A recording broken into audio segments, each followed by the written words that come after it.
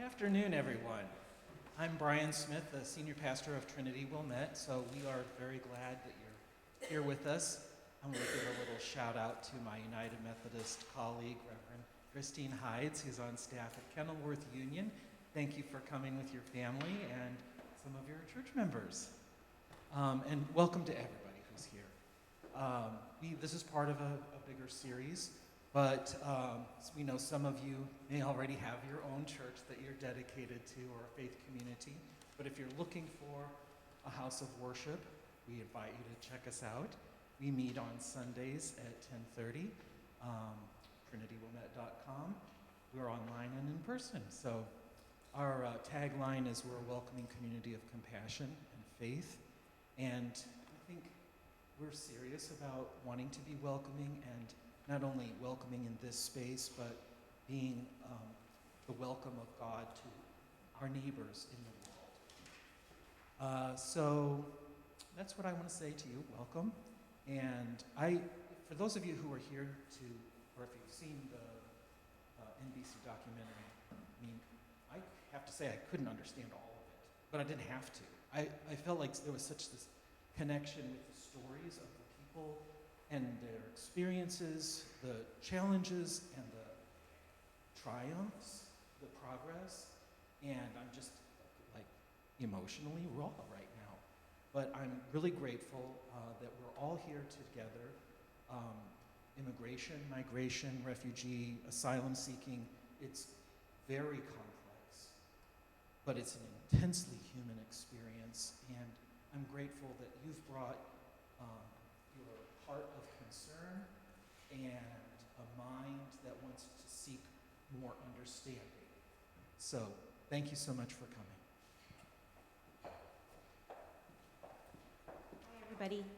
Just to give you a little bit of overview of our program, this is the second event in our series. Our last event, we featured Claudia Marchand, who is from Northern Illinois Justice for Our Neighbors. So she helped us to understand what's happening with immigration and how they help folks who are looking for asylum, folks that come to our country trying to make their way. So today, we're very happy to have Professor Katy Arnold with us. Katy Arnold, I'm going to read your title so I make sure I get it right. She's the Director of Refugee and Forced Migration Studies program at DePaul University. So Katy is an expert in this space, and she is going to take us through a brief presentation that talks about immigration, some of the, helping us to understand a bit more about it, and some of the misconceptions, and then there'll be a time for question and answer and discussion. So I'm going to hand it right over to Katy.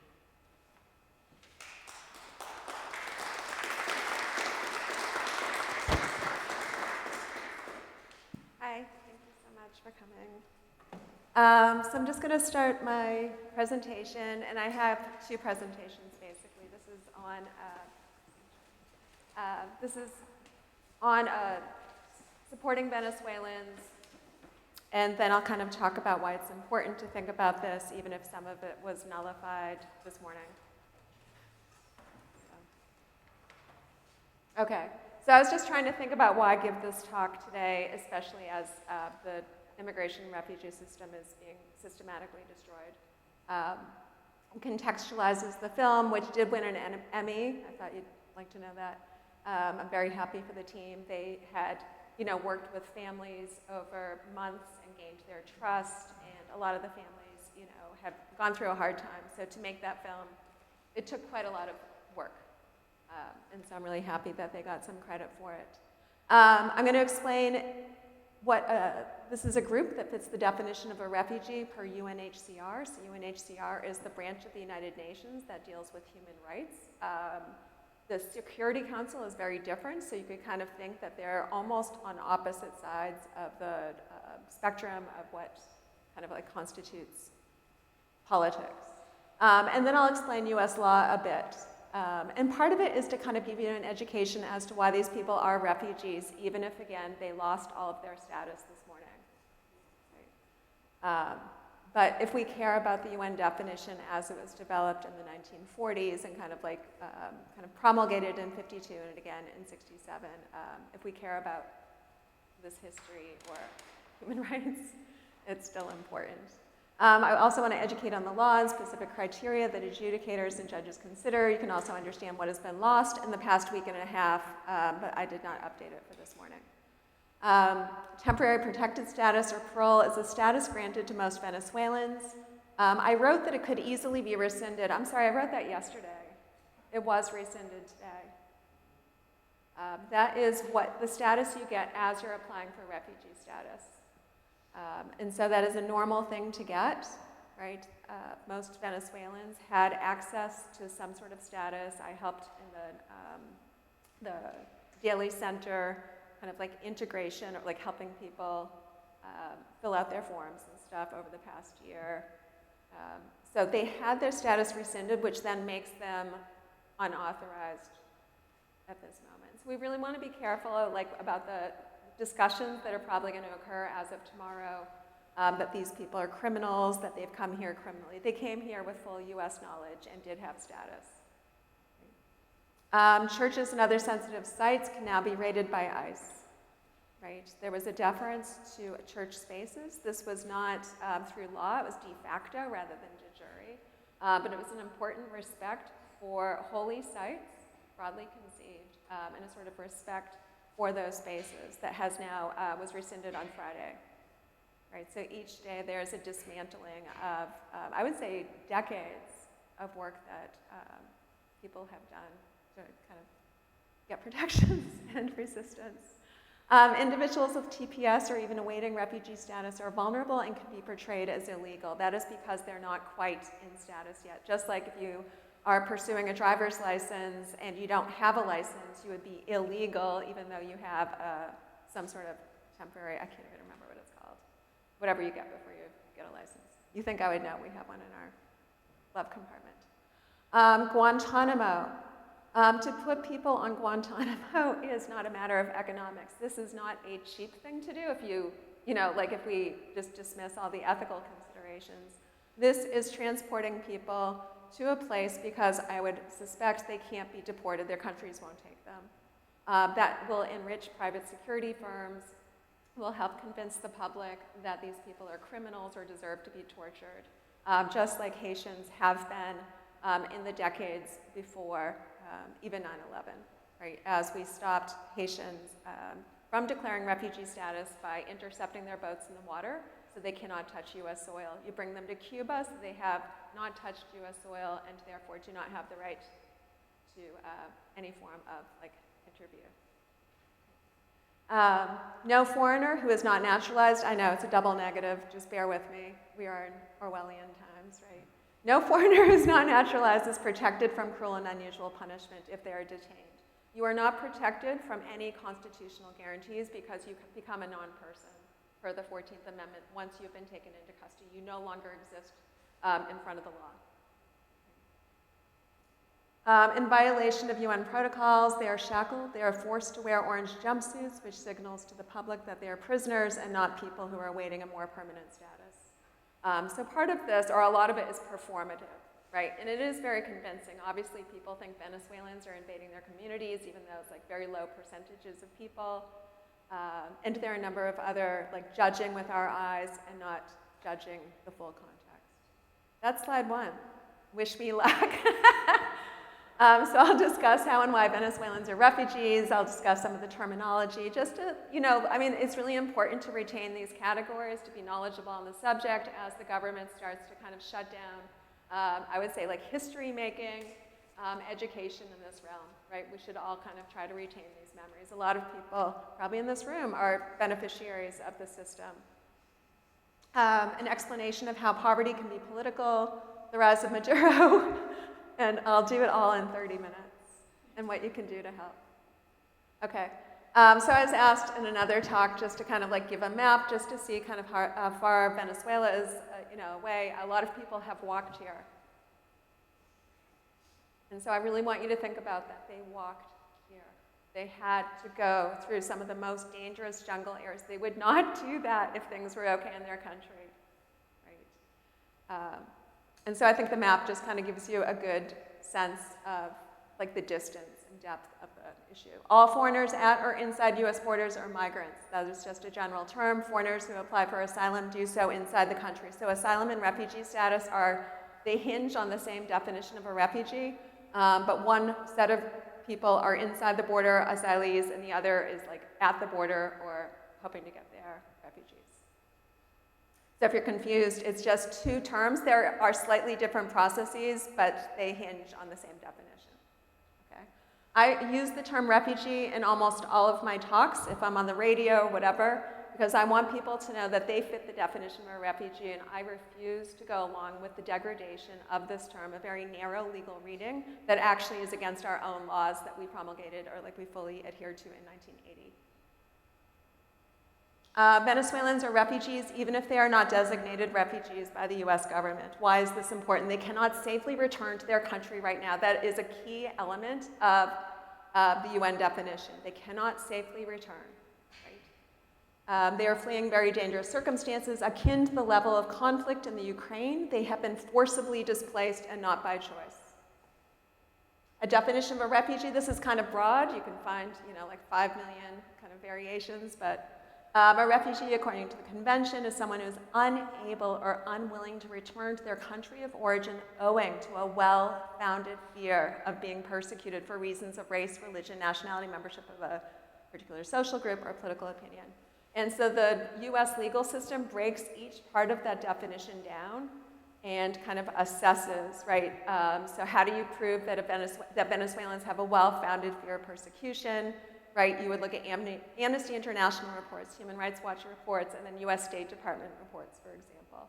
So those are credible primary references, right, that are accepted in the United States, or were.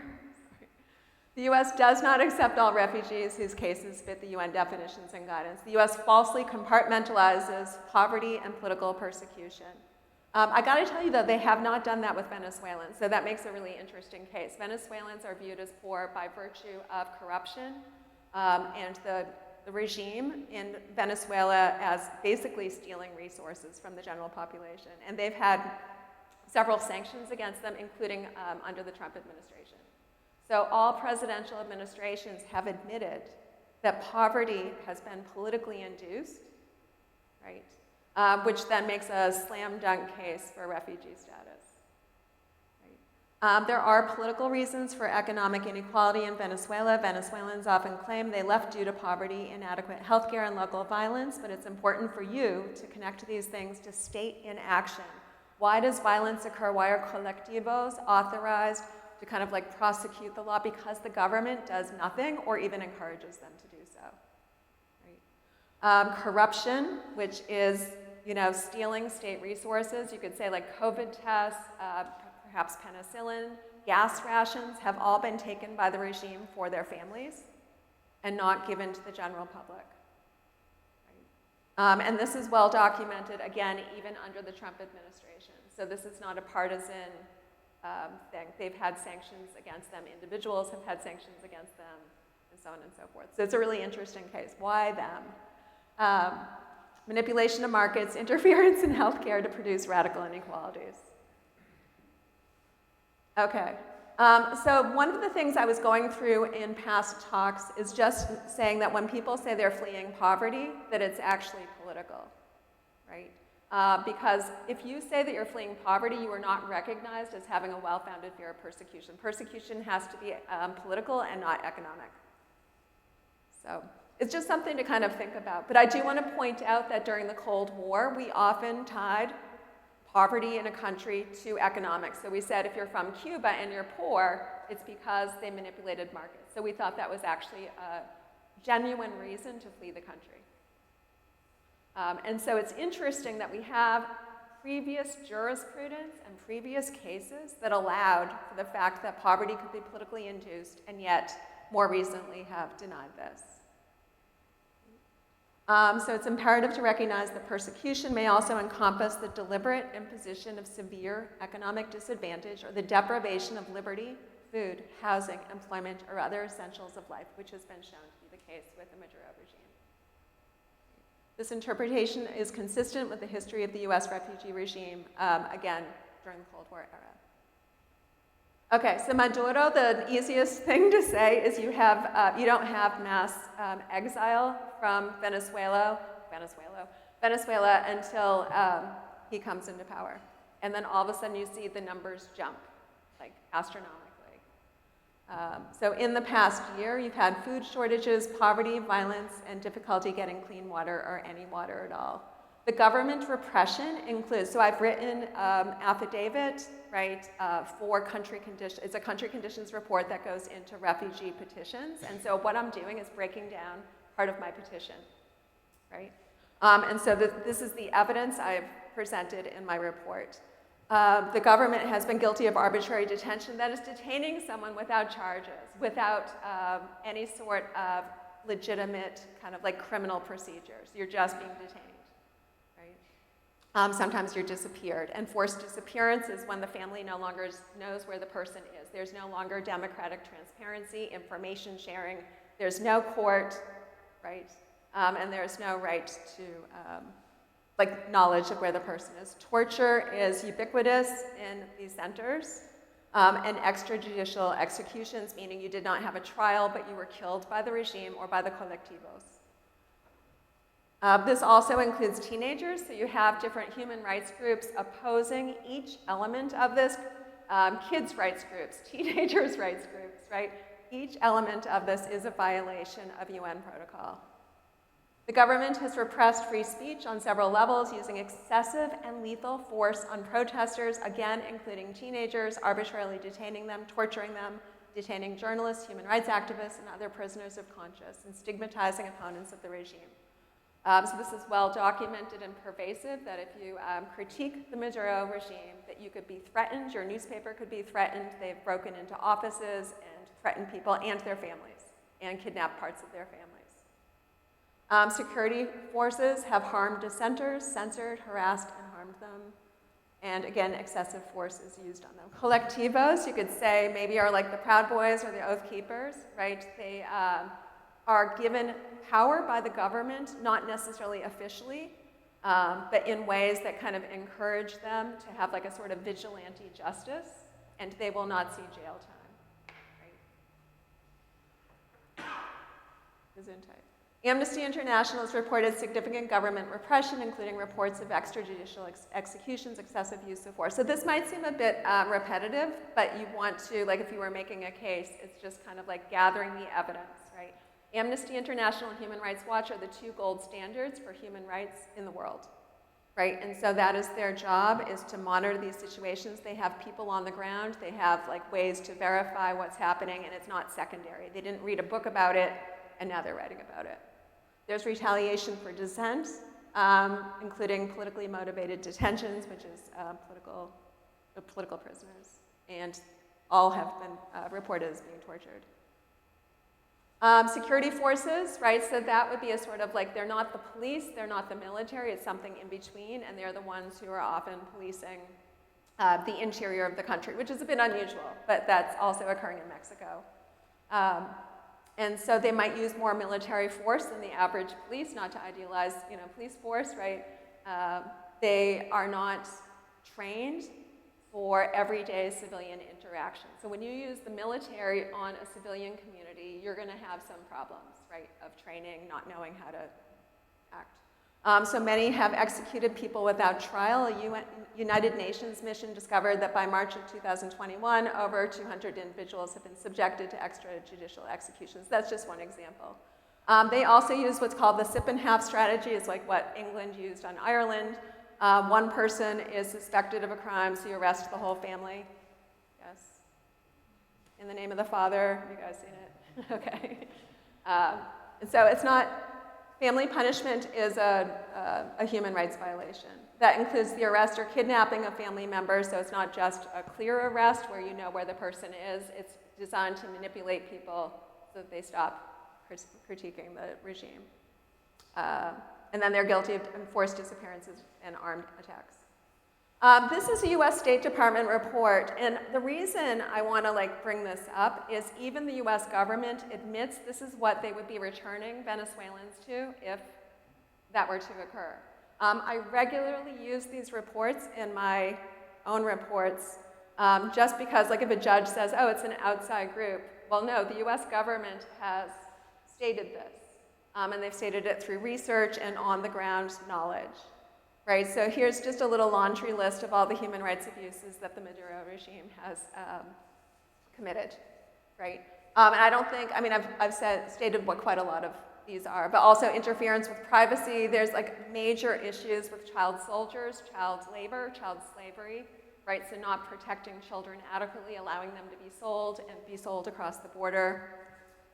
Serious restrictions on free expression, we've already said that, so I'll just go to the next one. Government collusion with criminal and or secondary actors. So this is the way I talk, right? A secondary actor is someone who's not a political actor and yet has political influence over a region.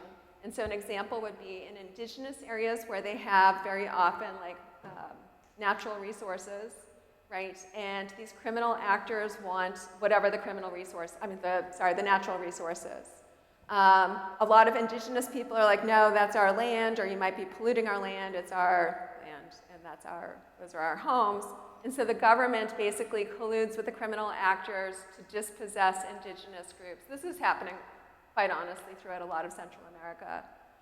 Or allowing the criminal actors to kind of like use violent force so that they can end up colluding and taking whatever the resource, like just say it's gold or cobalt or whatever the resource is, right? The other problem with this, right, indigenous populations are at risk, again, obviously, of state violence because of this. There have been disparate effects on children and women, right? More rapes occur, more child slavery, right, in these areas. So femicide or domestic violence, it's just, femicide is basically admitting that the government allows for such heightened levels of systematic violence against women that you call it femicide. And so you don't use the term lightly, right? But it's just an acknowledgement that it is so serious that in countries like this, and granted it's like perhaps more serious in El Salvador, for example, but a lot of women don't live past the age of 40 due to extreme violence in their homes that they cannot adjudicate. Right? And so people don't understand this. I think they think it's just the government, but it's the government's state inaction that they will not allow you to file a report or protect your bodily integrity, which means you are being treated like not just a minority, not just a second-class citizen, but as if your personhood is not worthy of protection whatsoever. Right? And so again, this word is not used lightly.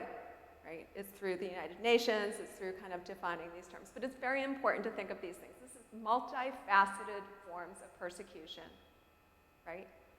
So as of tomorrow, they will probably start deporting people back to this, right? And you guys know, as I'll talk about in a second, ICE has to meet quotas. The quotas are astronomical. It was on bed count before, but the quotas are in the thousands, right? And so these guys are going to be, unfortunately, easy targets.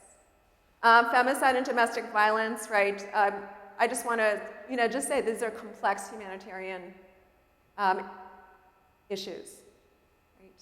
So you have no policies to prevent femicide.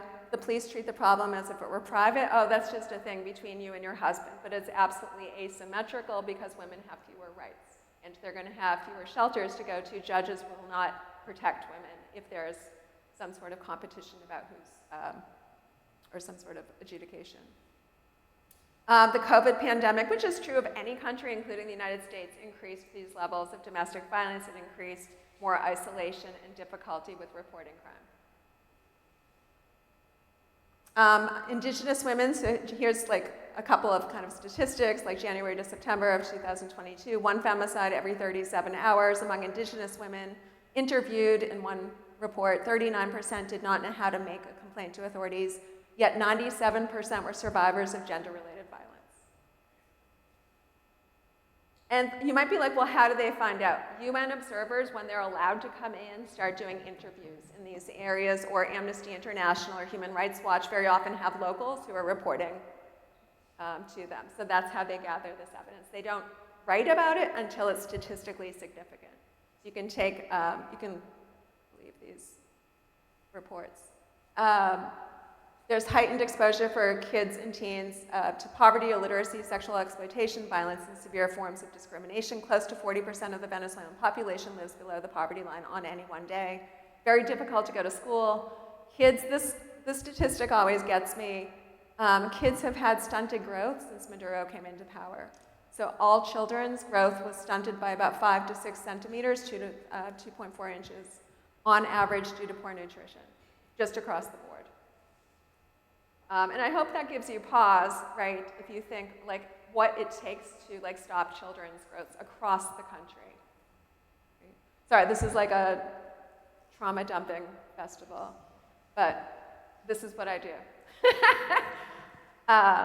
So children and adolescents, so some of their, like in the section on children and adolescents, like there's quite a lot of forced labor. That means you're not getting paid. That means you're not getting time off, right? You're being worked kind of like to exhaustion.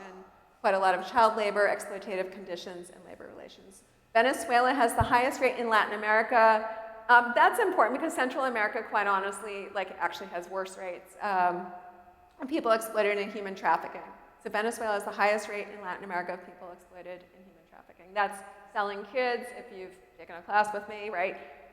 People who are domestics are often sold in like slave markets or traded amongst families. Venezuelan children are increasingly vulnerable to sex trafficking domestically and abroad, with the problem exacerbated by worsening economic conditions. In other words, parents will let these kids go because they think at least they're getting some money.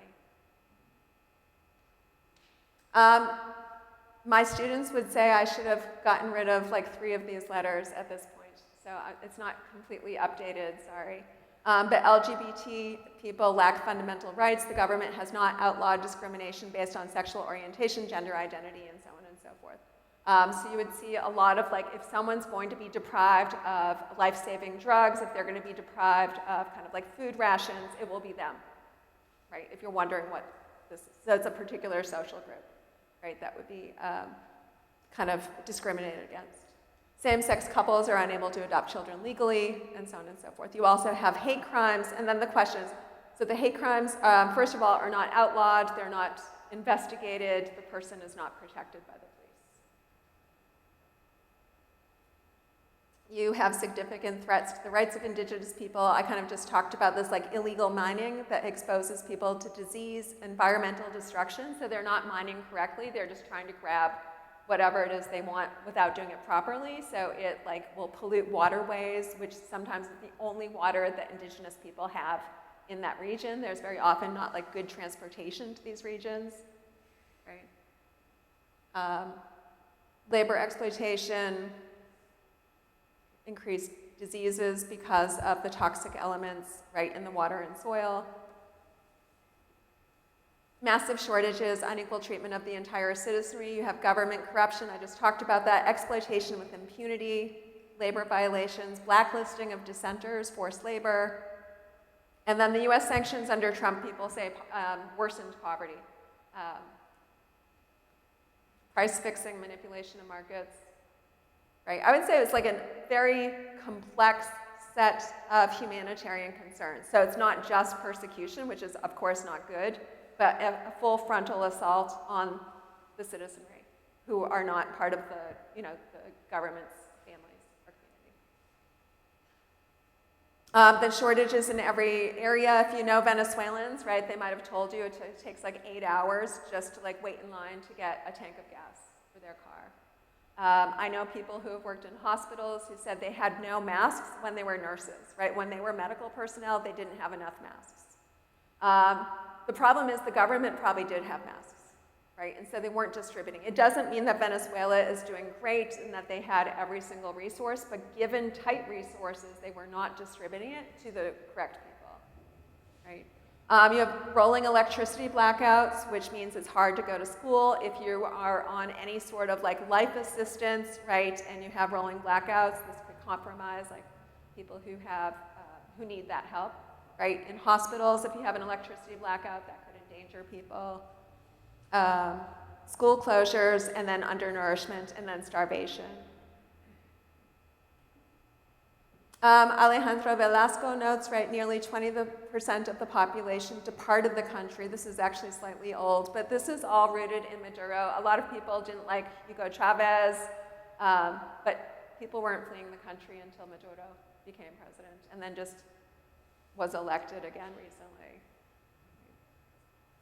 The US government admits that Venezuela is a very dangerous country, right? And as I've stated, both under Trump and then his Democratic counterparts. So the State Department has designated Venezuela as a level 4 danger, which is the highest level of danger that you can have, right? If you guys see the travel advisories. I just checked last week, it is still a no travel zone because it is so dangerous to go there.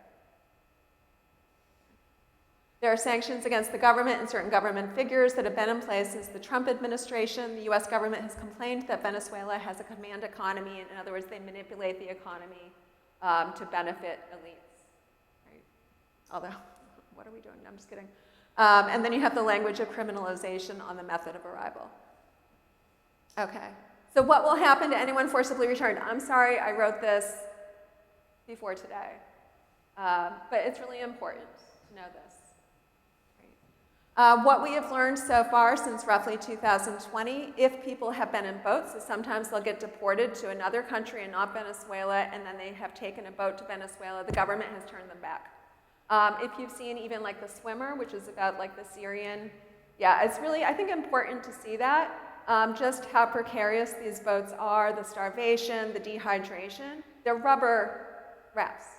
And so to send it back into the ocean is pretty much to kill them. Deportees were forced to wait at the border, which is already in sort of like not the most geographically stable areas. And they have been vulnerable to extortion, attack, and in 2020, Human Rights Watch reported that 130,000 individuals have been treated abusively, including exposed to diseases, threatened with arrest. They've been publicly stigmatized. Maduro has called them biological weapons. People who have been deported, he has tried to stigmatize them so other people are sort of like cruel to them when they come back. Some Venezuelans who've been deported or tried to voluntarily return have been classified as, just said, bioterrorists, biological weapons. And one group reported to a human rights group that they were beaten around their heads and their persecutors tried to asphyxiate them. Return to Venezuela is not safe. So I just broke down the definition of a refugee. Because you have a well-founded fear of persecution, yes, but also a fear of future persecution if forcibly returned. So I just performed for you what you would do if you were adjudicating or like defending a case like this. Does this make sense? So, and yeah, it's pretty bad and pretty multifaceted. So this is what I wrote you can do. Sorry. Before today. Please don't treat them as if going back to their country is a possibility. Now, I don't know. Without the basics, housing, food, and security, they cannot pursue legalization, right? And so a lot of like, even Brandon Johnson, who, I mean, one would hope he cares about people, has not allowed Venezuelans housing. And so you have the appearance that they're all like criminals and homeless. Ukrainians were given housing right away. In fact, it's right in the name of the policy, like housing for Ukraine. Afghan arrivals were also given housing. Venezuelans were treated differently, right? And as if they were more resilient and that they needed to kind of learn independence. I don't know why. I mean, I could spend the next 5 hours speculating as to why Venezuelans were not treated very well, right? But without those basics, and that's what you see in that film, is a lot of, like religious groups or like human rights groups have tried to get housing, right, for those families. How are they going to keep paying their rent, right? How are they going to keep getting food, especially if they're no longer authorized to work, like if the work authorization expired? So they're going to need more charity. They're going to need more like basic foods, right? Lakeview Pantry is one of the distributors of food, like near my neighborhood, and they've gotten so many threats that Venezuelans won't go there anymore. So they're asking for volunteers to deliver food to their houses. This is kind of sad, right? But the rhetoric of criminalization could not be further off topic. It's absolutely or off target. It's absolutely untrue, right? That Venezuelans are inherently criminal or breaking the law. Right?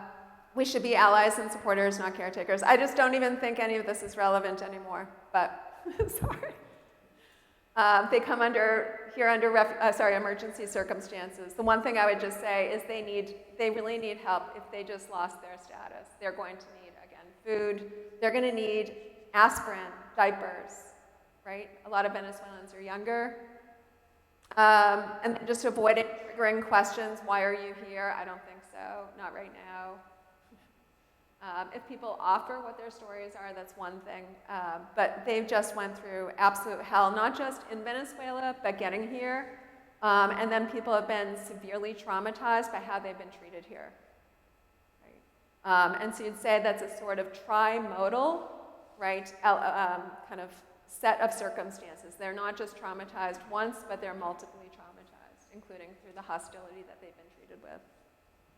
So I hope we can all spread positive messaging. And then, yeah, human beings are not legal. Immigration violations are the equivalent of a speeding ticket. This is a civil area of law, so using the word criminal, which even the New York Times and Washington Post do, is absolutely incorrect. There is no judgment. There are no charges. You do not get a sentence. That is not criminal justice. Why are they using the language of criminalization? You could take a class with, no, I'm just kidding. It's just like, we have ended up scapegoating migrants for a while, and it's usually like new arrivals. Right? And then the law often makes it hard to pursue any path to naturalization. People are punished twice. If you have any sort of, you fall out of status, and then you're detained, that's a second punishment, and then the third punishment would be being deported, which is considered a fate worse or equivalent to capital punishment, right, in legal scholarship. And I added this. Guantanamo is a site of US sovereignty, but not constitutional rights. The plenary power doctrine is operational on Guantanamo, but not the US Constitution. So it's the full force of military power, and we purposely use it because it's like the soil of Cuba and not nothing good is going to come of putting people on Guantanamo. Are there ways? Yeah, you could go on to, it's like, I think it's Detention Watch has a petition right now about like not using Guantanamo. You could put your name on that. You could tell your friends. If you don't do that, no one will, right? This is not the time to be afraid to put your name on like being against Guantanamo. Hopefully that's like the average person would not think that they want their friends or neighbors to be on Guantanamo. And then could we go to the second? Okay. Sorry, I added to this. You're like, no, this was already too long, and now I'm going to add something.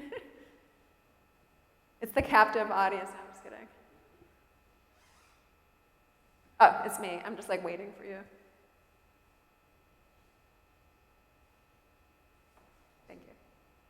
Okay, so it's legal analysis. I'm not giving legal advice. Okay, so today, TPS was suspended. This is just the New York Times, like the breaking news. You won't be able to see it really, but it was just the front page of the Times today.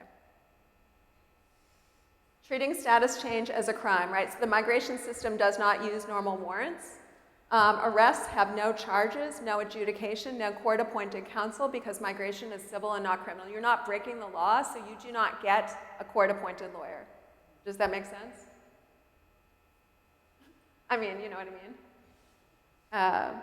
Crime has to do with your status and not a criminal action. So if you do study like the law, you will learn the difference between like a moral violation versus a status infraction. Right? Oh, your driver's license expired. Please go to the DMV and do something about that. And here is a $100 fine. That is largely the equivalent of being out of status. But the Venezuelans did not choose this, right? So that makes, I mean, who did, right? ICE arguably has the most discretion of any federal agents. They have very few checks and balances. I'm teaching a class. I've got to tell you, it's pretty complex. Right? You'd have to read about 10 million things. But they have very few checks and balances internally. They do not have to adhere to the Administrative Procedures Act. Even with like within their ranks, they very often don't check in with their superiors, and part of it is they just don't have to, right? So they're held to looser standards than other federal agencies. They use a risk assessment tool. I just happen to be teaching on this. I'm sorry, I'm getting really academic. It's a risk assessment, so it's using an algorithm that they've ended up manipulating. So I just wanted to, like, if you are into this, it's Robert Coolish, and he has published it in the Georgetown, oh my gosh, it's the Georgetown Law Journal, but I can't remember which Georgetown Law Journal it is. But it's really fascinating in a bad way, because they're using, it's like a computerized risk assessment to see who gets to be detained, who's dangerous, and they've manipulated it so much, partly for, like, it was supposed to be for the criminal context and not immigration, because immigration, you're not committing a crime. Does this make sense? Do you guys know who would be the proper authority to call if someone was committing a crime? Yes. The police have to uphold the Constitution. I know there are problems with the police, blah, blah, blah, blah, blah, at least in Chicago. But they have to, like, there are checks and balances. They have body cams, and there's, like, oversight and resistance and transparency, right? For ICE, you really don't have that. And so when people make it parallel, it's really not, right? So this risk assessment has been so manipulated that nearly every new arrival is being detained and deported under it when it's being used. Right? And then the warrants lack any basis. This is a valid warrant. I know it's really small, but you could look it up also. And so you can kind of see the judge's name and so on and so forth. An ICE warrant means they just signed it for each other. They do not have any suspicion. If they did, they would go to a judge, and they'd probably have a police officer with them. So an ICE warrant, they have no evidence. Right? And so if you go to any Know Your Rights workshop, you will learn the difference between the two warrants. If you see the criminal warrant, then you have to open your door. Right? But if you don't see it, if it's a fake warrant, you do not have to open your door because they do not have evidence against you. And so this gets really strange. And it might not affect people in this room, right? But you should tell people, right, who you think are vulnerable, or tell, I don't know, your relatives or something, right? And so I did bring cards that my students and I, like, printed, and, like, we cut up some of them. They're not going to have the warrants, but they do tell you your rights. You have the right to remain silent. When you talk to an ICE officer, because they don't have to follow the normal protocols, they can entrap you. The police are not supposed to. I know they do, but they're not supposed to. And that's the difference. Right? So ICE is often fishing through profiling. So I think it was like last week, I don't even know anymore, like every day is a year. But the Fullerton stop, which is outside of DePaul, ICE agent goes up to a DePaul student because he profiled her. He thought she looked Latinx and starts asking her questions. She gave him her ID. She shouldn't have done that. I'm not blaming her, because that starts a whole conversation, right? They did not have a warrant for her. They're just going up and profiling, oh, I think you look young, vulnerable, your parents aren't with you, and you look Latine/Latinx.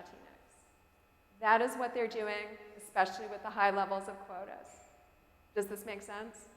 So we are all implicated in this, right? We all have to be there for people to kind of, like, know people's rights and know that these warrants are not good. ICER has a phone number. It's 1-855, and you can, it's like Help My Family or 435-7693. If you see ICE activity, if you believe me that ICE is not there for any good reason, right? It's best not to put it on, you know, like whatever social media. It's better to call this number, report it to ICER, which is a set of lawyers, right? Well-established group with a good reputation. Let them figure out how to broadcast this information so that we don't spread panic and terror throughout the city. And people stop going to school, people stop going to the doctors, and so on and so forth. They've also created an app more recently, which Block Club Chicago has been talking about. Right? So if you do care about the rule of law or the Constitution, right, if you care that people are getting entrapped, if you know that anyone who looks foreign, and what is that? It's anyone who looks, I mean, it could be anyone, right? we want to protect against this encroachment on people's liberties and bodily integrity. So call the ICER hotline if you see ICE, familiar yourself with the rights, even if you're not a migrant, distribute cards to anyone. So we've got the cards. If you're a migrant, and I totally apologize on behalf of the United States, I'm deeply ashamed to say this, you must carry your identity all the time, and 2 years worth of bills, or bills that have your address and show at least 2 years of being not lawfully, but present in the US, or they can take you. Right? And so you have to you have to carry all this stuff around with you. Tons of people are arrested accidentally. There's a whole office, right, at the Buffett Center at Northwestern. Jackie Stevens runs it for accidentally detained and deported Americans. Right, that's already been happening, right? A Puerto Rican family was arrested yesterday, the entire family. I hope you guys know geography, right? ICE doesn't. They don't necessarily know that Puerto Rico is part of this country, right? They are not well trained. They have quotas, and they have bought into, right, the Patriot Act. A lot of them go like excessively, like into their jobs because they've bought into this rhetoric. So it's time to end the rhetoric, like everyone should.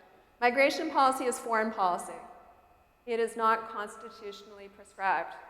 Migration policy is foreign policy. If you think, what did we do in Baghdad? We did not act democratically, right, or ask for people's consent. Migration policy is foreign policy, but it's exercised here. So the personhood that is guaranteed by the 14th Amendment does not adhere if they think you're a foreigner. Right? And then if they were really criminals, it's up to the police to investigate. Right? And that's it, so. Sorry. And then there's the cards that I brought, that Rebecca has. Should I turn this off so it doesn't compete with you? I think It's okay. No. So Bonnie has some in the back. I'm going to hand some of these out, but the cards are very interesting. It's something that you can have in your house, and if you know somebody who might be in danger, you can share with them. And some of the things that it has on here is, do not open your door if an immigration agent is knocking on the door. Do not answer any questions from an immigration agent if they're trying to talk to you. Do not sign anything unless you speak to a lawyer. If you're outside of your home, ask the agent if you are free to leave, and give this card to an agent so that they know that you know your rights. So we'll hand these out to you, and I think you have some questions. Okay. And they're wallet size, so you can put it in your wallet. Can you find that in other languages? So we have Haitians, French, Creole, Spanish. Yeah, the ICER's in every language. So it's ICIRR. And Rebecca could give you my email also, and I can just try to send you. I have a collection of every Know Your Rights thing, I think, that I've gotten my hands on. So I can send it to you. Great, thank you. But yeah, it's been translated. Say what? All Venezuelans lost their status? All Venezuelans lost their status today. Okay, so before you're a refugee, you have temporary protected status for a year. Temporary protected status is TPS. Yes? And so the Trump administration rescinded all status and work authorization, I believe, for all Venezuelans today. Isn't that true with all immigrants? No, okay, let's go back over this. It's a status that you have while you're waiting to get refugee status, because they know for a year, otherwise you can't work, and your kid, like, it's a little unclear, like, how you register for school. So it's a temporary, so let's think of a driver's license. What's it called? A permit? Okay, sorry, like, why am I forgetting this? You know how you have a driver's permit before you get a driver's license? Okay. And so it's kind of like that. You know, like you have something while you're waiting for something else? Trump rescinded the TPS, which now makes them unauthorized on U.S. soil, Venezuelans. Even though, well, the newspaper headline said Venezuelans. Well, I don't know what else to say. Like last time he did it group by group. So like Salvadorans lost their status one day, Haitians lost their status one day. Today it was Venezuelans. You don't believe me, but the New York Times had the headline. I don't know what else to say, which I think the New York Times is very bad on immigration stuff, but I think they would have verified something like this. Like, I think we can trust that. Go ahead, your hand's been up for a while.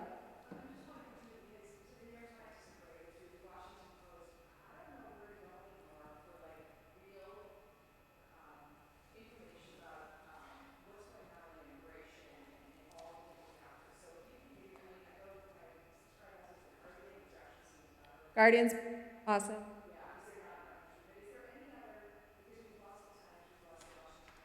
Totally.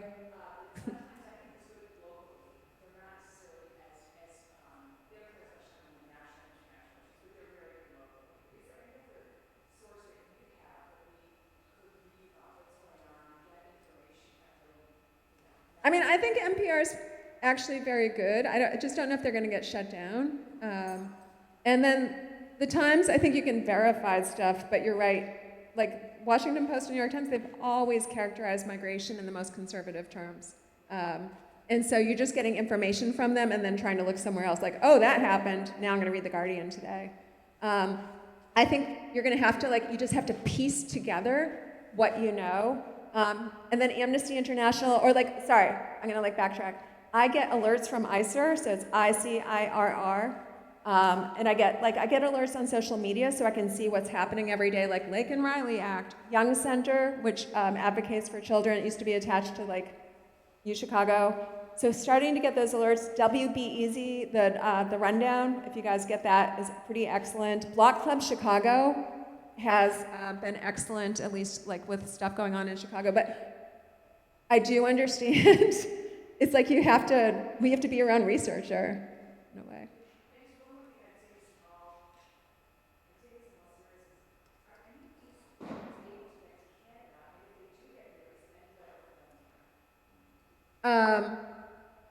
If they were able to do that, and there are groups that do help people to do stuff like that, which I'm not going to name or whatever, people have been doing that. That's all I'll say. Yeah, the problem is if he's going to do, because he even went after Liberians, older communities that weren't even in the headlines. And I'm like, why? What made you think of Liberians? You know what I mean? Groups that weren't even controversial. And then do you know indigenous people are now being arrested by ICE so that they can be deported to Mexico? So you have Native Americans are also being targeted. And so I think it's going to be a quarter of the country? And so I think that's when you're going to start to have a problem. But I think if you can get people to Canada, did you want to say something? I had a separate question. Could you say more about the head counts? I've heard of it, but the head counts and how that will, I guess, be more locally visible, what that will look like potentially. Yeah, so it used to be it's a bed count because it was detention centers. We eradicated, it was actually Fred Sau of ICIR, who I think is just an amazing person, which is why ICIR alerts, I think, are really great on this. And NIJC is another group you can get alerts from and email things from. We eradicated adult detention in Illinois after a 10-year fight. But it used to be Broadview Detention to say they had 200 beds. Then ICE officers would go around Chicago trying to arrest people to fill the bed. But they have upped the quotas, and they're shipping them, to Indiana or into other states. So they've upped the quotas into the thousands. The one thing, if you guys have read the headlines over the past week or so, is that Chicago, the Know Your Rights sessions have been so effective that they weren't able to meet their quota in Chicago. So they're really mad that people knew the Constitution and have not been opening their door to unreasonable search and seizure and incriminating themselves.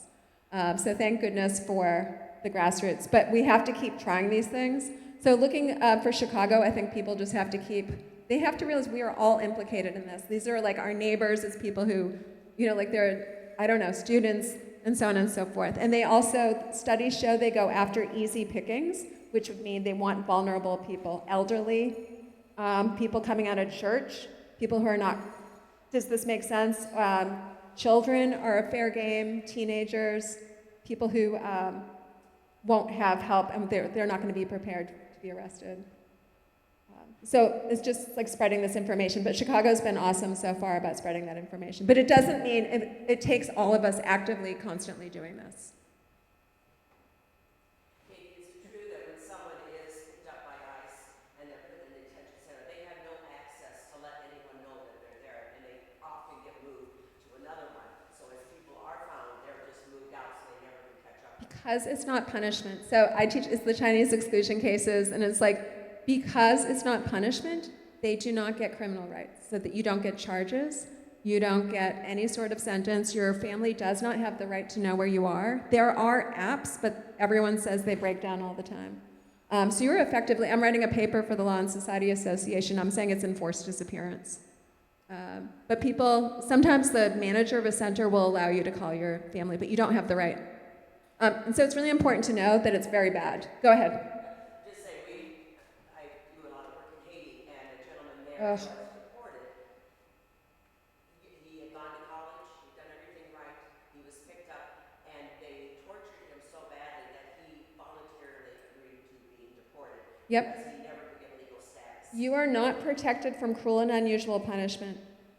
You are not protected from cruel and unusual. And the thing you might be like, well, why would people torture you? You're not even a criminal. Because they can. And they hire people in areas that are very depressed. And like, I'm from Massachusetts. I would imagine it's like Western Massachusetts. You have like high levels of drug addiction, low levels of educational attainment, also maybe anger at the government. And you have that combination of people who's then getting, they're the ones who are, I keep thinking of Hannah Arendt. They're the agents of violence. They can do anything they want in these centers because you have no legal persona once you're in there. Yeah.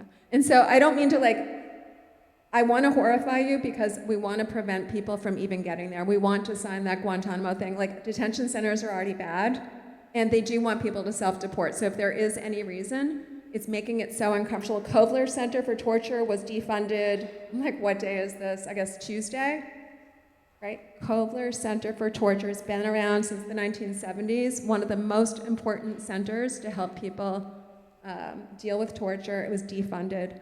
Heartland clinics have been defunded, right? We have to do something. You have to sign petitions, start thinking about alternative methods of funding. Any questions or other questions or comments? I just have a question about, I don't know enough about the legal system, but I know you talked about having a warrant. So there's the sort of ICE one, which people are being educated about. Yes. Well, the judges, is there something happening in the legal system that would cause the judges to start signing these so that they're... No, because they're two different systems. So if you have a criminal warrant, that's the police. Right? And so judge signs the warrant because they have reasonable suspicion. Reasonable suspicion is like some sort of evidence, right? ICE doesn't have that suspicion, and they don't have normal judges, so they sign each other's warrants, right? But every Know Your Rights session tells you that these warrants are absolutely illegitimate, and that's why you have the right not to open the door. They're just trying to get you to have something official. But there's no judge involved. If there were judges involved, then people would have court-appointed lawyers, which they don't, because it's not punishment and it's not a normal system. If we don't do something now, though, and together, right? We can't passively watch this occur. We really, this is the time, fortunately or unfortunately. Go ahead. You're gonna. I dare you.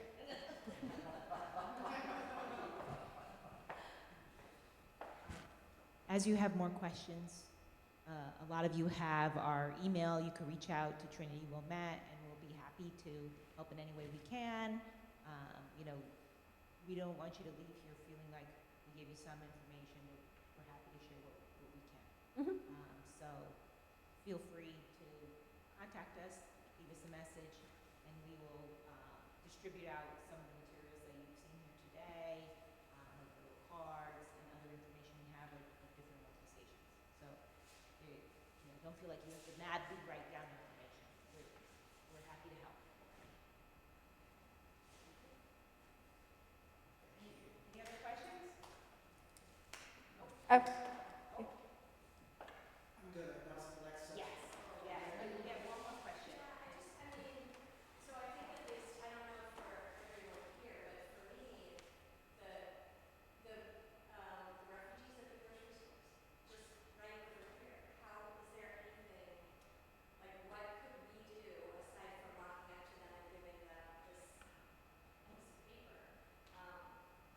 Give them food.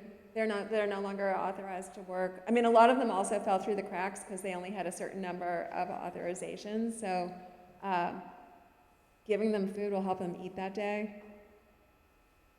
Giving them some cash will help them, right? I've seen a lot fewer though outside ever since, like, I would say the past week. Almost everyone's disappeared off the street. And even like I work at Evanston Athletic Club, all the janitorial staff has disappeared.